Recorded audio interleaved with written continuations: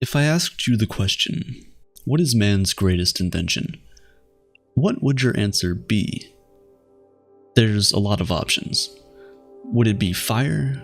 Because it gives us warmth, protection, and the ability to cook our meals.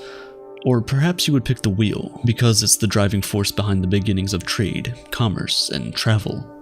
While both of these are excellent choices, most of the time when we think about the greatest inventions of mankind, we tend to forget one of the most important ones of all: money.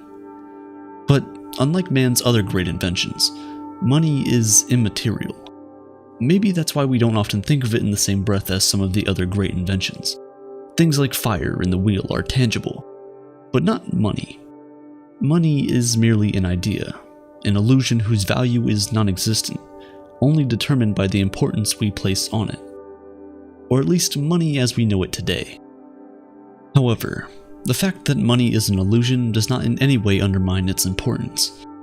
Before we created money, we were forced to trade goods and services directly in what we refer to as the barter system, people exchanging goods and services for other goods and services in return. Because there was no arbitrary value placed on these items, every single trade was determined by what each party was willing to give up for something that they wanted. It was kind of like a game. If I wanted some of your vegetables for dinner, but I only reared cattle, I would have to give you one of my animals in exchange for a bag of vegetables. If I wanted shoes to wear, but I only made tents, I would have had to give you an entire tent in exchange for a pair of shoes. And immediately you can already see one of the major problems with this system of trade. It's the asymmetry. As a tent maker, there's no way I wouldn't feel cheated having to exchange an entire living space for simple footwear. Because there was no standardized medium of exchange, it was very difficult to get two people who needed things from each other to come to an agreement.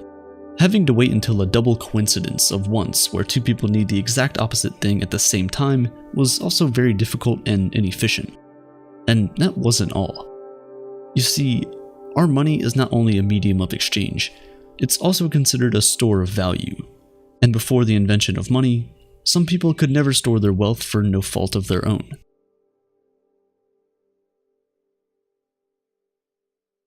Think about the farmer who sells tomatoes and the man who makes tents.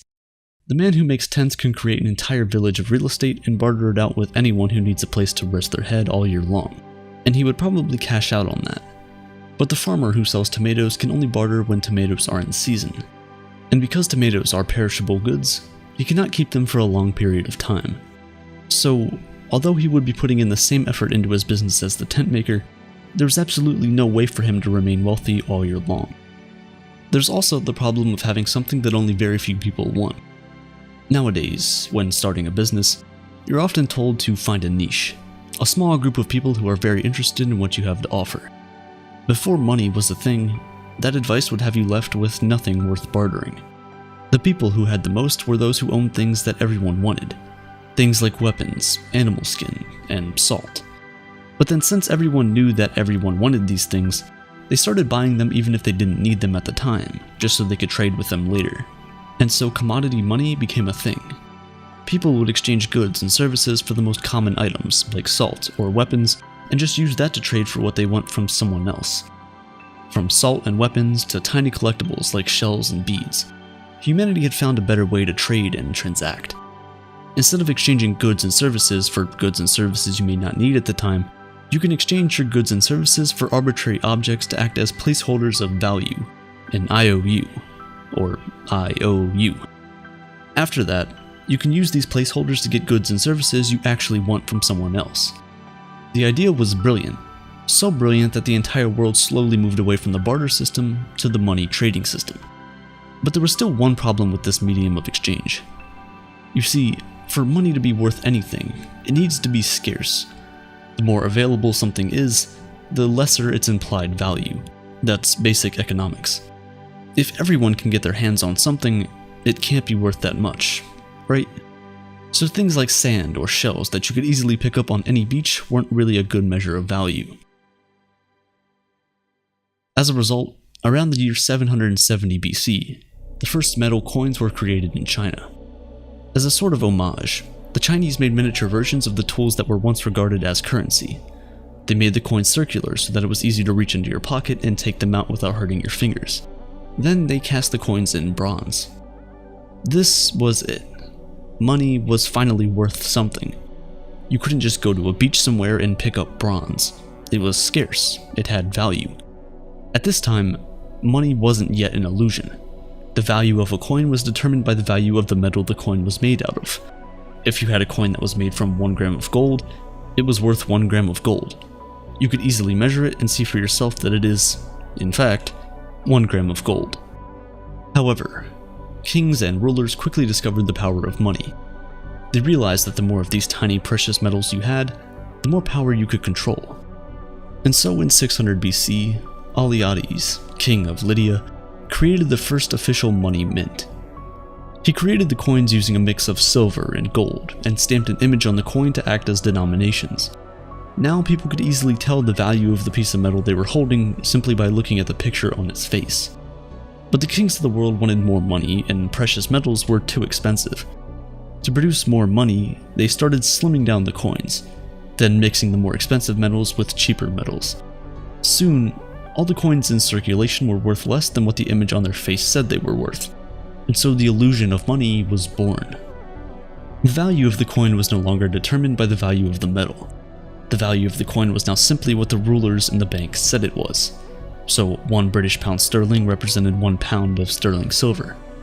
However, when international trade became a thing, people realized that metal coins were too heavy to lug around, and so kings around the world started issuing IOU certificates for long-distance trading.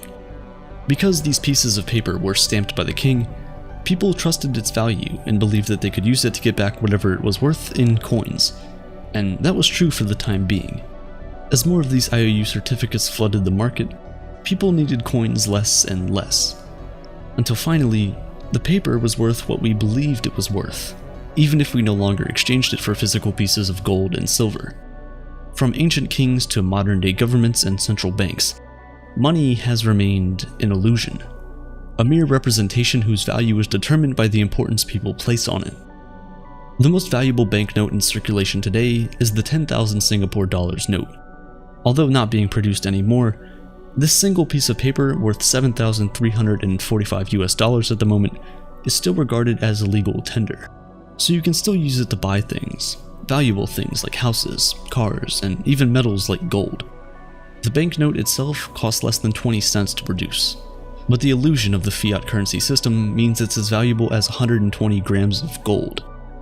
Fiat is the fancy word we use to describe the modern-day illusion. It's a Latin word that translates to "let it be done." It's a decree by the government that, in the case of money, determines what its value is and enforces it as legal tender.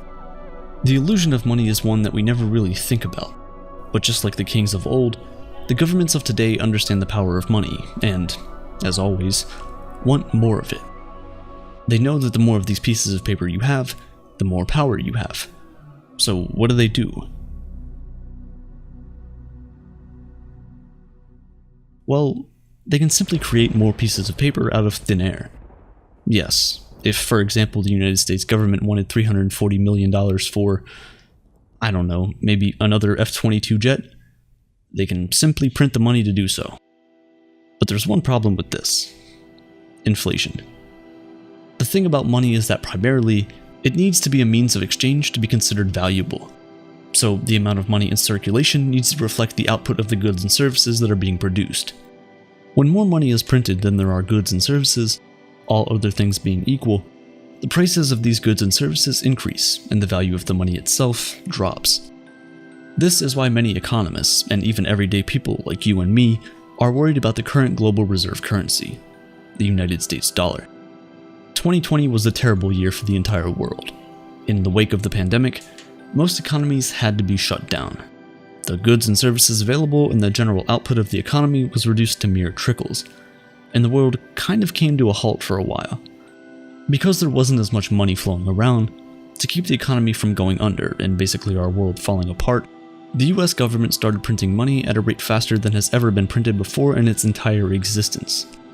Right now, 40% of the US dollars in existence today were printed in the last 18 months alone.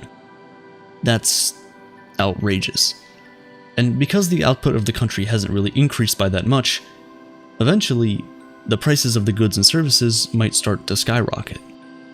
You can see this taking place in the price of commodities, such as lumber, which had as much as tripled in price from just a year ago.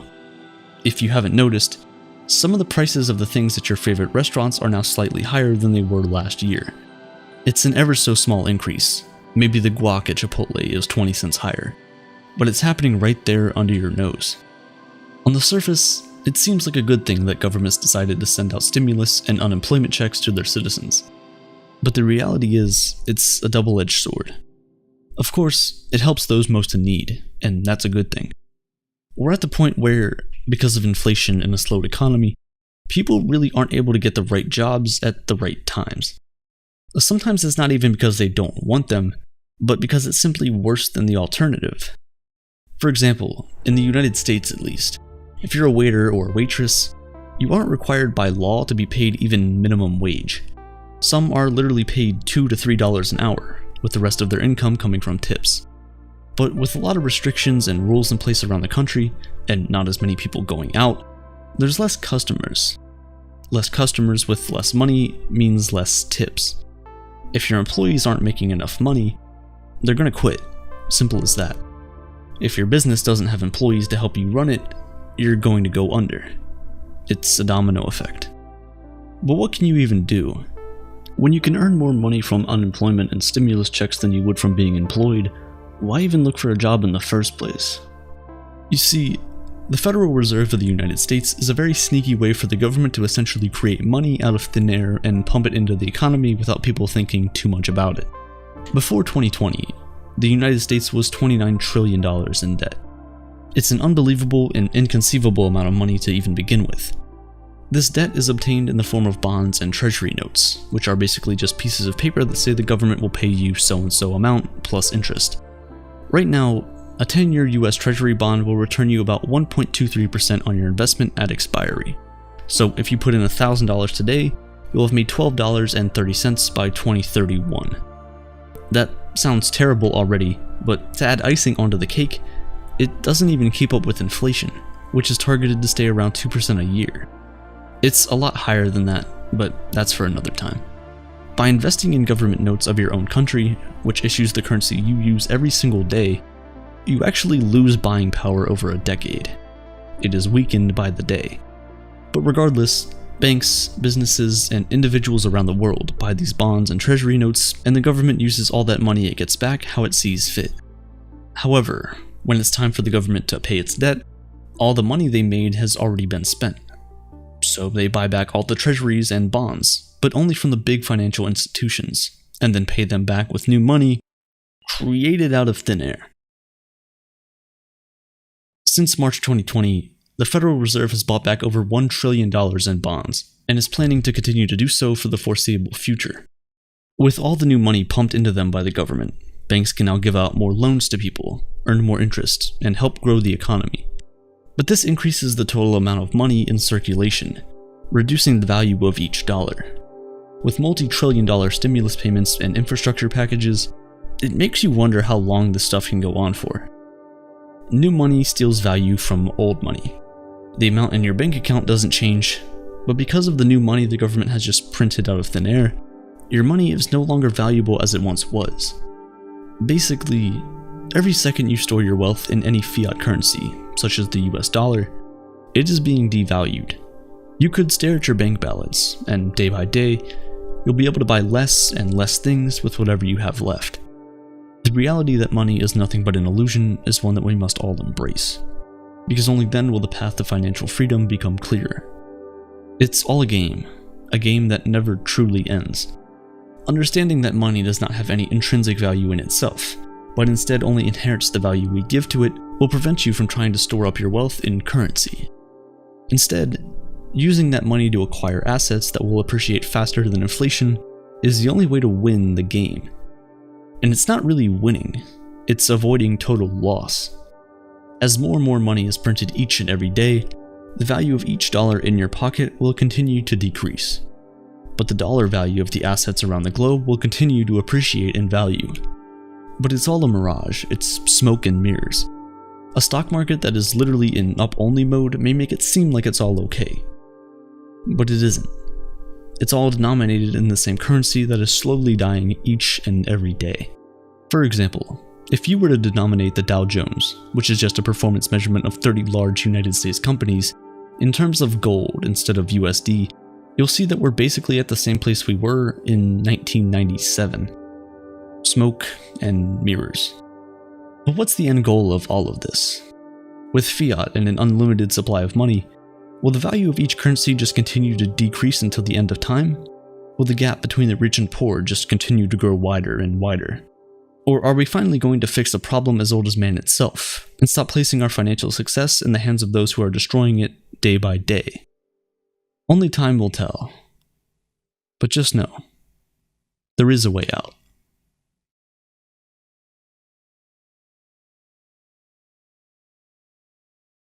This video was sponsored by Private Internet Access. There's a lot of information you can find on someone with honestly just a few clicks. Somebody's IP address can give you their location, and it's getting a lot easier to track down anybody in the world. You see all the time where your favorite creators end up having crazy fans show up at their doorstep, and this happens a lot more than you think. With Private Internet Access, everything changes. They host a series of virtual private networks, and they essentially put a layer between you and the internet, giving you an extra step of privacy while you're online. They've had over 30 million downloads and are one of the most customizable VPNs on the market. It's 100% open source, so you can literally go in and see how it works for yourself. This is something I would recommend everyone try out, not because everyone has to worry about stalkers, but because its benefits extend far beyond that. While helping safeguard your online privacy, they also block ads, trackers, and malicious websites. And speaking of websites, you can use the VPN to access all your favorite content anywhere in the world. If you're American but want to watch Australian Netflix, just connect to any of Private Internet Access's Australian VPNs and you're set. It's that easy. You can also use it on up to 10 devices with just one subscription. I've found this to be the most out of any other VPN service I've used in the past. I've personally been using it for the past few weeks, and it's worked seamlessly. If you're interested, click the link at the top of the description and check out Private Internet Access. It costs less than $3 a month, and you'll get 2 months free on me. So stay safe. You'll thank yourself later.